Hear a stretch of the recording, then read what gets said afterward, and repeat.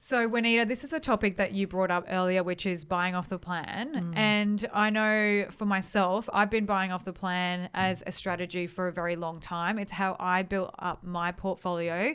Buying off the plan effectively is just when you're buying a property before it's built, you're buying it at plan stage. Sometimes it can be under construction when you buy the property, but effectively it's not completed. And what you're doing is you're putting a deposit down, you're signing a contract, and you're basically waiting for the property to be complete before you actually get the loan. Now, why this is a strategy that most people need to consider, or why everyone needs to know about it, is because there is not enough property being built to support the number of population growth. So what that means is, whether you like it or not, if you're looking to buy a property, at some point you may have to be buying something that's not yet built, because in the area that you want, there may be nothing else available. So have you seen a lot of clients purchasing off the plan? I know we've helped a lot of your clients buy off the plan. Look, I love off the plan. I've had great success with off the plan myself. I've got clients who've had amazing success with off the plan. There are obviously pros and cons to buying off the plan, but off the plan allows an investor to get into a market now that's growing for a very limited amount of cash reserves and lock into that growth before they have to start paying for it. So it can be very lucrative off the plan. And like you said, there's certainly going to come a time in Brisbane where the supply is help me out here, guys. Well, at the moment, we've been talking a lot, but where off the plan is going to be more of a necessity. Yeah. For people, because the builders can't. We had a bit of a lull there for a while when nothing was being built, nothing was being developed. A lot of builders sort of, not a lot, but there was definitely some trouble in the construction industry. Yeah. And it's actually one of the other reasons that we sort of chose to work with you or with Grow, because you know a lot of the construction companies, you know a lot of the developers, you've been around a long time, and it gives that little bit of added security to our clients, because there has been trouble, you know, in that area. Hence why the supply's dropped right off. Yeah. And hence why now to buy something brand new, you're waiting a year or 2 years sometimes 3 years actually at the moment. Yeah, prior to the COVID pandemic, which is where a lot of construction and a lot of, you know, builders went down, and a lot of stuff started to slow down. Even prior to that, we've had a major undersupply issue following the GFC. Yeah. And that supply has never been caught up to the population growth. Then add the interstate migration. Yeah. We've had the highest interstate migration into Queensland, into Southeast Queensland, ever recorded in history. Add the undersupply, so there is a major supply. So there is a lot of people that will not be able to buy property unless they're willing to buy off the plan. So now the education piece is more important as to the pros and cons and what you need to consider. Now, for us, the biggest thing is making sure that you can afford the property. And, you know, yes, you can't get the loan for that property till it's built, but what are some things that people can do, Brendan, that can help them ensure that buying off the plan, that they can actually get the loan when they are, what are some steps that you go through? Yeah, look, it's a great question. It's a comprehensive analysis of their position currently and factoring in all of those future potentials, whether it be increasing income, it might be indexation or the standard sort of pay rise that they'll be expecting to get, it might be the growth and the trajectory of their self-employed business, looking at what's happening with rates and running multiple scenarios to give that maximum amount of comfort about what the future position will be, whether it's 12, 18 months away. And then as you get closer, once you're 6 months away, we've got lenders who'll start to lock in rates and applications, even though there's not clear title on the property yet. Yeah. So there are lenders who are starting to work better in this space because it is such an increasing, need in places like Brisbane if you want to buy in a certain location. Yeah, 100%. And I think that is the key, is like running the scenarios based on today, on your income now, on the rental income today, and then looking at, what are some other things you can do to safeguard yourself. And one of the things that we look at doing with our clients is making sure that, okay, what are you going to do in terms of saving more? So one of the strategies for a lot of first-time buyers or investors is that buying off the plan enables you to actually have time to save more money towards the loan and the property at settlement. So if you're buying now and it's 2-3 years away, you've got an extra 2 years of ability to save a bigger deposit. So for our first time clients buying, whether it's for investment or live in, they might have come in with a 6 $60,000 or $80,000 deposit now. Now, $60,000 or $80,000 now isn't enough to settle on a $650,000 property because of the bank LVRs and restrictions, right? That's right. So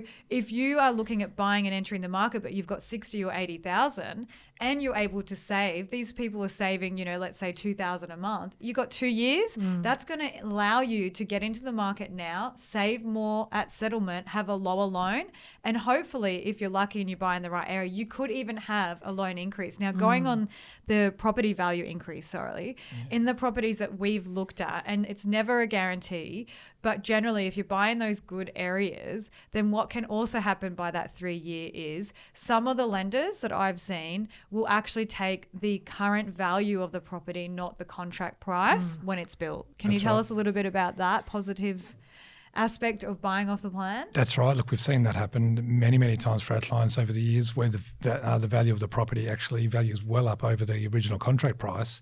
And so then there may be the ability to, if the serviceability is there with their income, to actually borrow more against that property to leverage to do other investments. Or if there's extra,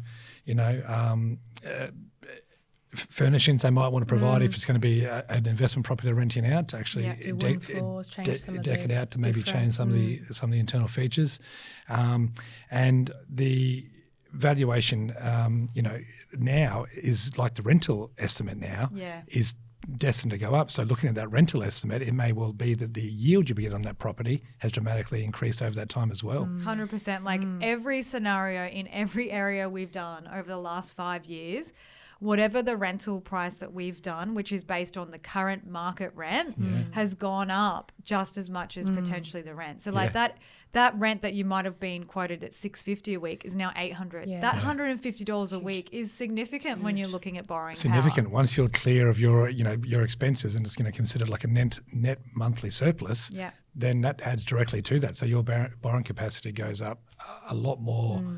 It's almost exponential compared to the first 150 you've got. Once you've cleared your expenses, the rest goes as net monthly surplus for your borrowing capacity. I think and if I bring the planners into this, we look at when we do cash flows now, so someone comes to us to buy off the plan, we will look at increasing interest rates by 2 to 3%. So depending on, and that way we can really make sure that they've got security around buying. And we also look at protecting the assets. We look at income protection and just make sure that, because things can happen, the unforeseen things. So from my point of view, we do the conservative asset protection. We conservatively look at cash flows to make sure that in the interest rate environment, even if the interest rate environment is stable or falling, we still always factor in a 2 or 3% increase, and we keep rental quite conservative as well, so that ideally on settlement, it's a fantastic situation for everybody, and we're able to leverage into another property straight away. And that's where working with finance and with Hugh just means that everything is like a well-oiled machine. The property comes to settle. We're assuming they're going to need X amount of cash flow. Ideally, in a perfect scenario, things go well and they're buying another property with you, and it just continues in that cycle every 5 years, ideally. You're able to. And the other safeguard that's in there, don't forget as well, at the moment, lenders are also required under the APRA legislation, regulations rather, to add a 3% assessment buffer to lending. So if the rate clients would be currently looking at might be, say, 6.3% for that purchase as an interest rate, it'll be being assessed at 9.3%. So there is that extra safeguard already built in. At 6, we would do them at 9, just to say, worst case scenario, ideally, you're going to need this amount of money per month. Are we able to find that amount of money?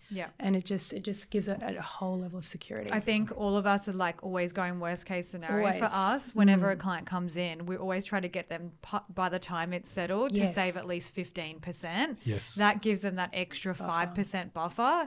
And like, there's never been a scenario where a client's gone, oh, I don't have enough money. They're like, oh, I've got extra money. And the idea is that hopefully if the value of the property also increases, the rental increases as well, they can generally look at maybe in the 3 to 5 years buying their next investment. So for me personally, and I like to always use my personal examples, how I was able to build such a big portfolio was because every few years, like this year Oh, actually, what year are we in? I don't know. But this year alone, no, last year, 2023. 2023, yeah. Are we 24 now? 24 yeah, now. 2023. I bought 2 off the plan. Yeah, right. In the same year because I could see the value in that. And like, I'm always looking for those opportunities because I understand how to use the strategy, but I also am thinking from a risk point of view as well. And I'm always mitigating that risk.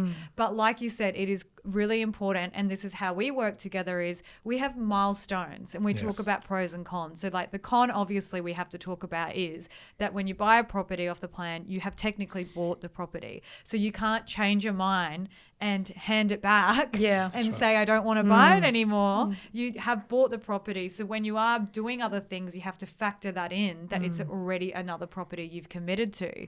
Now, worst case scenario, something happens outside your control and you can no longer get a loan for the property.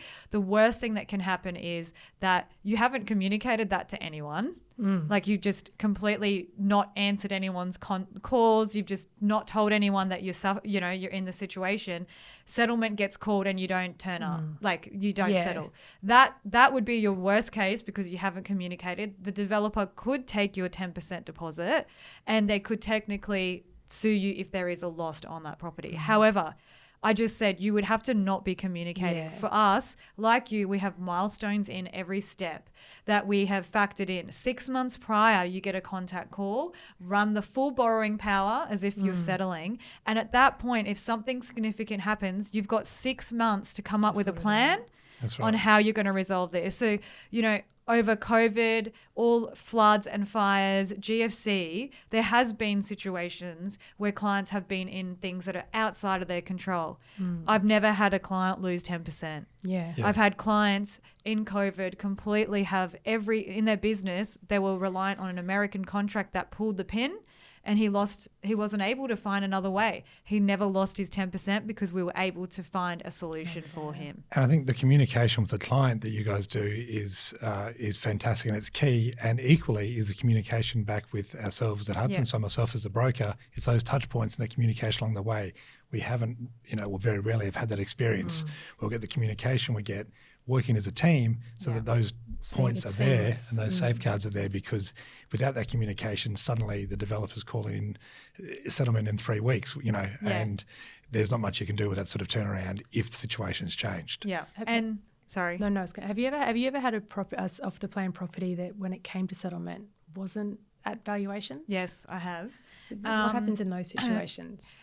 Okay, so the reason why the property valuations can come in under can depend a lot on a bank valuation. Now, I personally get a little bit annoyed that independent people can have an opinion of something that could be vastly wrong based on the data. Now, they're supposed to be valuers that are relying on comparable sales data, but sometimes they can pick data that is not relevant.